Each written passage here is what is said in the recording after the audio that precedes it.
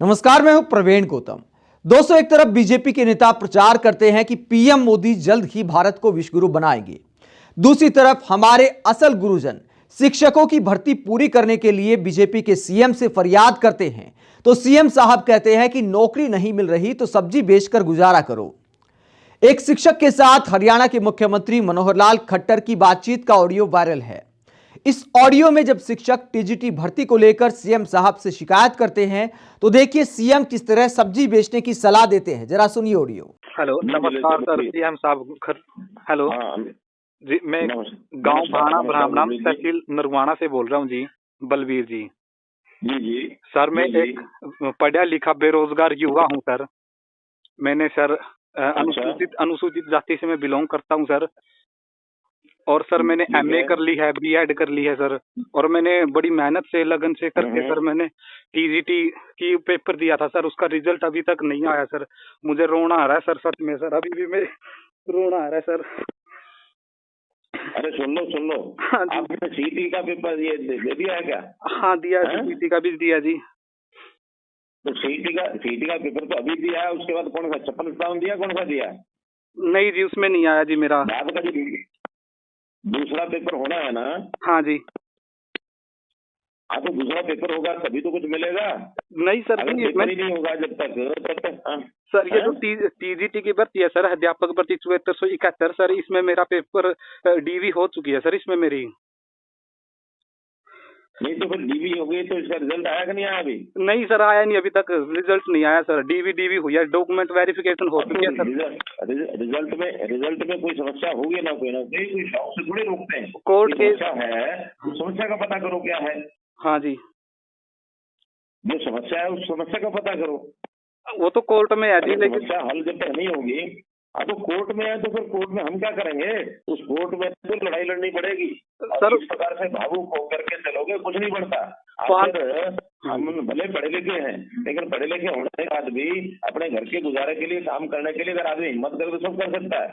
मेरे जैसे आदमी ने भी सब्जी बेची है साइकिल पर जाकर के सर। मैंने पढ़ लिख करके हम काम नहीं कर सकते छोटा मोटा? क्या जी? अरे पढ़ाई लिखाई करने के बाद भी कोई हम छोटा मोटा काम अपने घर के लिए तो कर ही सकते हैं क्या? नहीं, कुछ नहीं मिल रहा सर, बेरोजगार आदमी, बिल्कुल कुछ नहीं मिल रहा जी। अरे बेरोजगार भी आदमी, मैं भी उस समय बेरोजगार था जब साइकिल पर सब्जी लेके जाता था, मंडी बेच के आता था सर। इतना पढ़ने लिखने के बाद अगर यही करना पड़ेगा क्या सर? फिर तो सर इसमें पढ़ने लिखने की क्या जरूरत थी सर? काम जब तक। तो हरियाणा के मुख्यमंत्री एक पढ़े लिखे युवा, एक पढ़े लिखे शिक्षक को सब्जी बेचने की सलाह देते हैं। खुद का उदाहरण देते हैं कि मैंने भी अपने गुजारे के लिए सब्जियां बेची हैं। माना मनोहर लाल जी, आपने संघर्ष किया है, आपने सब्जी बेची है, आपने कपड़े की दुकान पर काम किया है, आपके संघर्ष को सलाम है। लेकिन क्या आप एक शिक्षक थे? क्या आपने ऐसा कोई प्रोफेशनल कोर्स किया था जिसके बाद आपको दिल पर चोट पहुंचे जब अपने प्रोफेशन से अलग कुछ करना पड़ता है? इस ऑडियो में मनोहर लाल खट्टर की 3 गलतियां दिखाई देती हैं।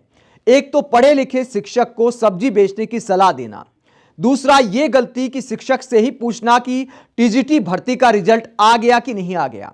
जब 7000 से ज्यादा पदों पर भर्तियां निकली हैं तो सीएम साहब को इस बात का पता होना चाहिए कि यह मामला कोर्ट में है और अब तक रिजल्ट नहीं आया है। इसमें युवा से पूछने की क्या जरूरत है?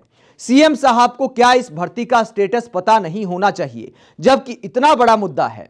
इसके बाद यह कहना कि कोर्ट में लड़ाई लड़ो और उनसे ही पूछ रहे कि इसका समाधान निकालना है तो समाधान सरकार निकालेगी या फिर ये पढ़े लिखे युवा निकालेंगे? वो सरकार का काम है या फिर भर्ती पूरी होने का इंतजार कर रहे युवाओं का काम है?